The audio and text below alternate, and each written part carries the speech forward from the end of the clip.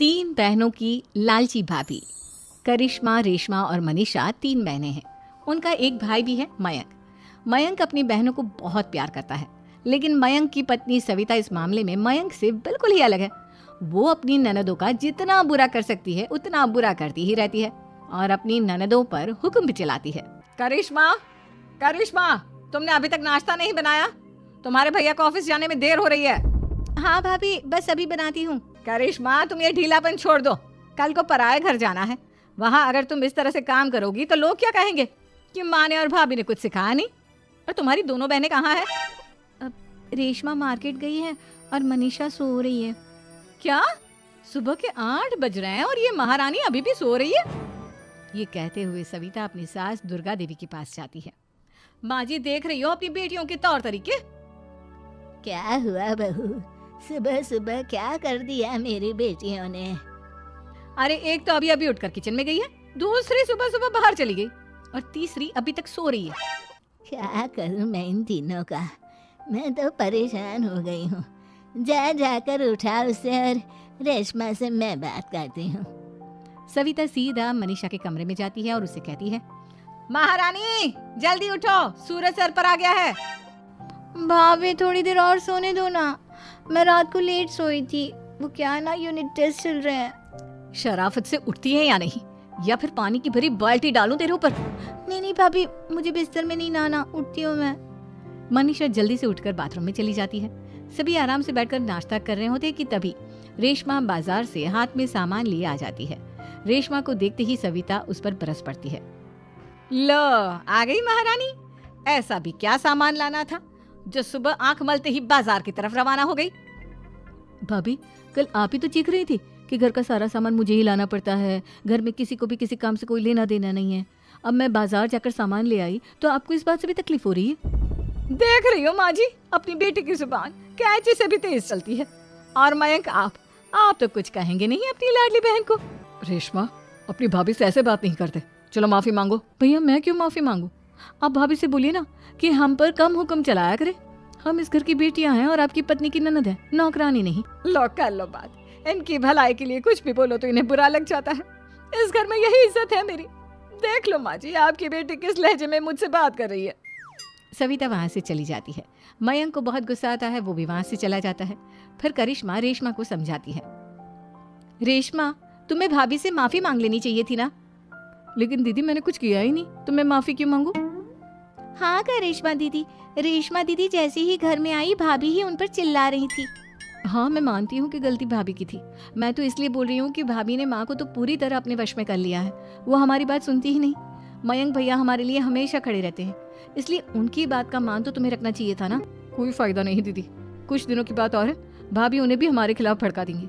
फिर वो भी माँ की तरह हमारी किसी बात का विश्वास नहीं करेंगे। इसी तरह सविता अपनी तीनों ननदों को किसी न किसी बात पर परेशान करती रहती थी। एक दिन मयंक अपनी तीनों बहनों के लिए गिफ्ट लाया।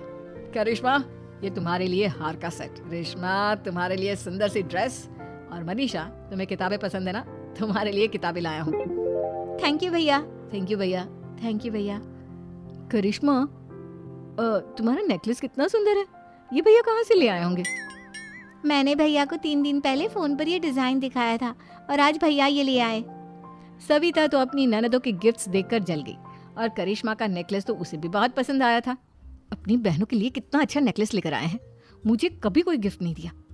मैं आज ही ये हार चुरा लूंगी। रात में सविता करिश्मा का हार चुरा लेती है और इसी तरह उसे अपनी ननदों की जो भी चीज अच्छी लगती वो उसे मांगती नहीं, बल्कि रात के अंधेरे में चुरा लेती।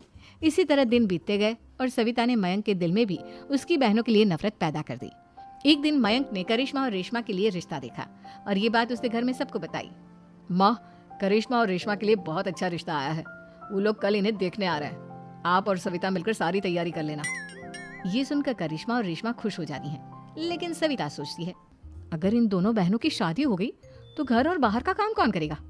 मनीषा तो 1 नंबर की कामचोर है, उससे तो किसी बात की उम्मीद लगाना ही बेकार है। मुझे इस शादी को रोकना होगा। अगले दिन सभी लड़के वालों के स्वागत की तैयारी करने में लगे होते हैं। तभी मयंक अपनी बहनों से आकर कहता है, तैयार हो गई तुम दोनों? देखो, दोनों लड़के बहुत अच्छे हैं, मैं कोई कसर नहीं छोड़ना चाहता, इसलिए तुम उनके सामने अच्छे से बिहेव करना और अपनी भाभी से लड़ने मत लग जाना। करिश्मा, तुम वो नेकलेस पहन लो ना जो मैं तुम्हारे लिए लाया था। भैया मैं बहुत देर से वो नेकलेस ढूंढ रही हूँ लेकिन मुझे मिल ही नहीं रहा। क्या तुमने नेकलेस खो दिया? तुम्हें पता भी है वो कितना महंगा था। तुम कोई काम ढंग से नहीं कर सकती। मयंक गुस्से में वहां से चला जाता है। थोड़ी देर बाद लड़के वाले भी आ जाते हैं। वो दोनों बहनों को पसंद कर लेते हैं और रिश्ता पक्का हो जाता है। लेकिन सविता के दिमाग में तो कुछ और ही खिचड़ी पक रही थी। वो पंडित जी के पास करिश्मा की कुंडली लेकर जाती है और उन्हें पैसे देकर करिश्मा की कुंडली बदलवा देती है।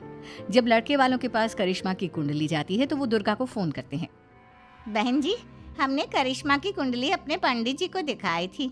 आपकी बेटी की कुंडली नहीं बल्कि दोषों का पिटारा है।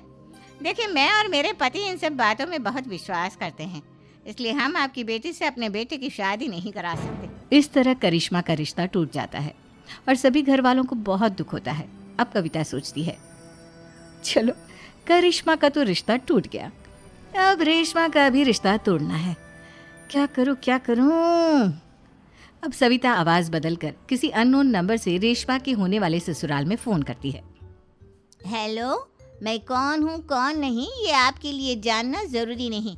बस इतना सुन लो कि रेशमा का 2 साल से किसी के साथ अफेयर चल रहा है। बस रेशमा का रिश्ता तोड़वाने के लिए सविता का इतना कहना काफी था। अब रेशमा का भी रिश्ता टूट गया। मयंक और दुर्गा देवी ने रेशमा को खूब खरी खोटी सुनाई और उससे बार बार उस लड़के के बारे में पूछने लगी। आप दोनों मुझे क्यों परेशान कर रहे हो? अरे कोई लड़का होगा मेरी लाइफ में तो मैं बताऊंगी ना। जब कोई है ही नहीं तो कहाँ से लाऊं मैं कोई लड़का? तो तेरे होने वाले ससुराल वालों को फोन किसने किया था? मम, मैं नहीं जानती किसने फोन किया था, मैं सच कह रही हूँ। मैं तो पहले ही कह रही थी इसकी लगाम खींच कर रखो, लेकिन मेरी सुनता ही कौन है। आप चुप रहिए भाभी, ये सब आपका ही किया धरा है। अब तीनों बहनों को विश्वास हो जाता है कि ये सब उनकी भाभी ही कर रही है। तीनों बहनें अपनी भाभी को सबक सिखाने के लिए एक वकील कर लेती है और घर में हिस्सा मांगा। देखो भैया, माँ बाप की जायदाद में जितना बेटों का हक होता है उतना ही बेटियों का, इसलिए इस घर के 4 हिस्से होंगे और हमें अपना हिस्सा चाहिए। मैंने तुम्हारे लिए क्या क्या नहीं किया और तुम इस घर में हिस्सा मांग रही हो? भैया, आप और माँ हम बहनों की कोई बात नहीं सुनते हो और भाभी हमारी शादी नहीं होने देगी क्योंकि उन्हें लगता है कि आप हमारी शादी में ज्यादा पैसा लगाओगे और उन्हें हम जैसी फ्री की नौकरानी कहाँ मिलेगी। तो हम भाभी के साथ तो रह नहीं सकते, हम बहनों को अपना हिस्सा चाहिए। अरे तुम्हें शर्म आनी चाहिए अपनी भाभी पर ऐसा इल्जाम लगाते हुए। वो तुम्हारे बारे में कितना सोचती है। हाँ माँ, भाभी हमारे बारे में बहुत सोचती है। दिन रात बस यही सोचती रहती है कि किस तरह से अपनी तीनों ननदों को परेशान करूं और कभी मुझे पढ़ने भी नहीं देती। दोनों बहनों का रिश्ता भी तो इन्होंने ही तोड़वाया है और रात में हमारे कमरे में आकर हमारी चीजें भी चुराती हैं। इसी तरह सविता की तीनों ननदें अपनी बात पर अड़ी रही। अब कोर्ट में तारीख भी शुरू हो गई। जब सविता को लगा कि उसकी तीनों ननद इतनी आसानी से नहीं मानने वाली तो उसने अपने पति और सास को सारी सच्चाई बता दी और अपनी तीनों ननद से माफी मांगी। मयंक और दुर्गा को भी अपनी गलती का एहसास हो गया। अब सविता खुद करिश्मा और रेशमा के लिए अच्छा रिश्ता ढूंढती है और उनकी शादी करवाती है।